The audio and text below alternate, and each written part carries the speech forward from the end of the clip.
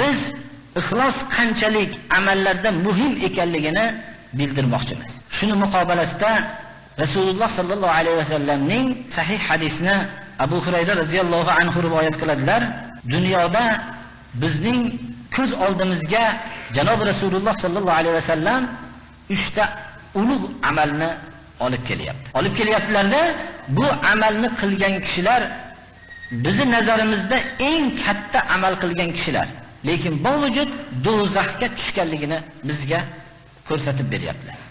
Birinchi, inna awwalan nasi yuqla yawmal qiyamati alayhi rajulun ustushhida fa utiya bihi fa'arrafahu ni'matahu fa'arafaha qala fama 'amilta fiha qala qataltu fika hatta istushhidtu قال كذبت ولكنك قاتلت ليقال جريء فقد قيل ثم أمر به فسحب على وجهه حتى ألقي في النار.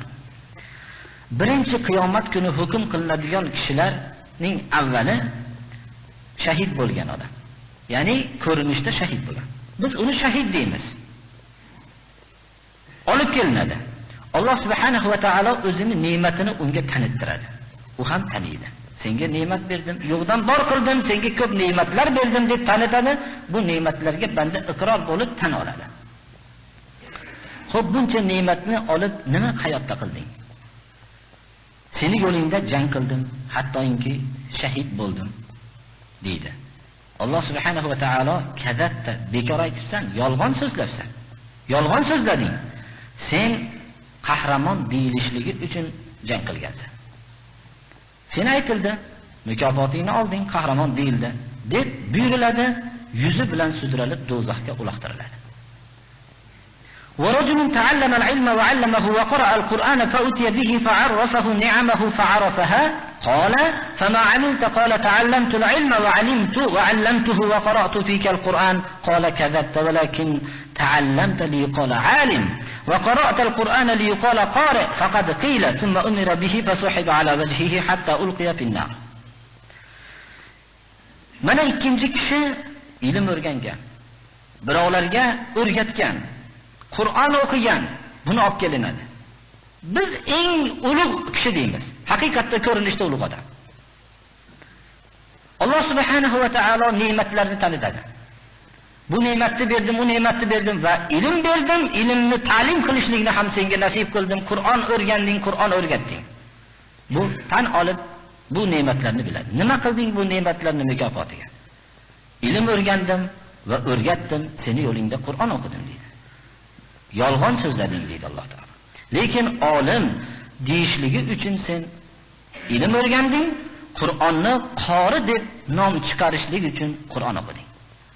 Seni haqqingda bu mukofotlar aytildi hayotda deb uni buyuriladi, yuzi bilan sudralib do'zaxga uloqtiriladi. ورجل وسع الله عليه وأعطاه من صنوف المال فأتي به فعرفه نعمه فعرفها قال فما عملت فيها قال ما تركت من سبيل تحب أن ينفق فيها إلا أنفقت فيها لك قال كذبت ولكنك فعلت ليقال الجواد فقد قيل ثم أمر به فسحب على وجهه حتى ألقي في النار. İmam Müslim rivoyatlarda keltirilgan. Uchinchi kishi Alloh subhanahu va taolo unga vasi' davlat bergan. Turli mollardan bergan. Uni olib kelinadi. Alloh subhanahu va taolo ne'matlarni unga tanittiradi. Bu taniydi, biladi. Nima qilding bu ne'matlarning muqobalasiga? U aytadi, biror bir yo'l qo'ymadimki, sen rozi bo'ladigan yo'llarni qo'ymasdan sarf qildim dedi. Birodarlar, bid'atga sarf qilgan emas, kufrga sarf qilgan emas, shirkka sarf qilgan emas, faqat Alloh buyurgan joylarga sarf qilgan. Ammo shuni sahiy xotamtoy deyishlik uchun muruvvat qilgan. Biz bir avvalo Alloh yo'lida sarf qila olmayapmiz. Ana shunda sahiy deyilishligi uchun sen sarf qilding, odamlar seni nihoyatda sahiy deb maqtashdi. Mukofotini olgansan. Shu maqsadida maqsadni olding, adolat bu ayni. Yuzi bilan sudralib do'zaxga uloqtiriladi. Mana bu hadisdan biz o'zimizga xulosa chiqarib olamizki, ixlos bo'lmagan amal har qancha ko'rinishda katta bo'lishligidan qat'iy nazar u habata amaldir.